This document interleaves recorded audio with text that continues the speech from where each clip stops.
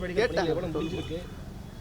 மூணு முக்கியமான ஆறுகளில் தூர்வாரக்கூடிய பணி எந்த அளவுக்கு முடிஞ்சிருக்கு? சாலை சீர்வ பணி எந்த அளவுக்கு முடிஞ்சிருக்கு? பெருநகர சென்னை மாநகராட்சி பொறுத்த வரைக்கும் மாண்புமிகு தமிழ்நாடு முதலமைச்சர் அவர்கள் அறிவுறுத்தல்படி மழைநீர் வடிகால் பணிகள் தீவிரமாக நடைபெற்று கடந்த ஆண்டு கோர்செட்டிக்குட்பட்ட பகுதி மண்டலம் 4, 5, 6, 7, 8 இப்பேற்பட்ட பகுதிகள்லாம் எந்தெந்த பகுதிகளில் தண்ணி தேக்கும் அப்படின்றத கண்டறிந்து அந்த பகுதிகளெலாம் மழைநீர் வடிகால் பணிகள் நிறைவேறப்பட்டுள்ளது. இந்த ஆண்டு கூடுதலாக மாமன்ற உறுப்பினர் அவர்களின் கோரிக்கை ஏற்பு, சட்டமன்ற உறுப்பினர் அவர்களின் கோரிக்கை ஏற்பு புதிதாக சில பகுதிகள் மழைநீர் வடிகால் பணிகள் துவங்கப்பட்டிருக்குது. ஸோ அந்த பகுதிகளில் பணிகள் விரைவாக முடிக்கப்படும். செப்டம்பர் மாதத்துக்குள்ளே இந்த பணிகள் எல்லாம் முடிக்குமாறு நாங்கள் தெரிவித்துக்கொள்ளியிருக்கோம். இதேபோல் கொசஸ்தலையார் ஆறு அப்படின்றது மிகவும் முக்கியமான பகுதி. வடசென்னைக்குட்பட்ட பகுதிகளில் மண்டலம் 1, 2, 3க்குட்பட்ட பகுதியில் அங்கே கொசஸ்தலையார் மழைநீர் வடிகால் பணிகள் மேற்கொள்ளப்பட்டு நடைபெற்று வருகிறது.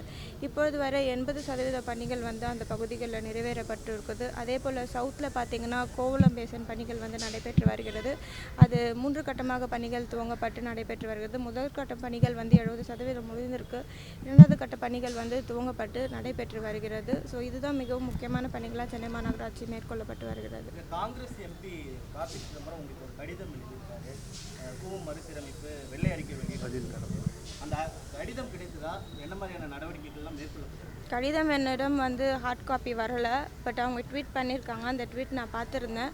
கூவமாரை பொறுத்த வரைக்கும் இது பல்வேறு துறையோடு இணைந்து செயல்படுகிறது. சென்னை மாநகராட்சி, CMWSSB, அதுக்கப்புறம் CRRT, WRD இப்படி பல்வேறு துறைகள் இணைந்து செயல்படுகிறது. ஸோ அதற்கான பதில் நான் இன்றைக்கி கொடுப்பேன்.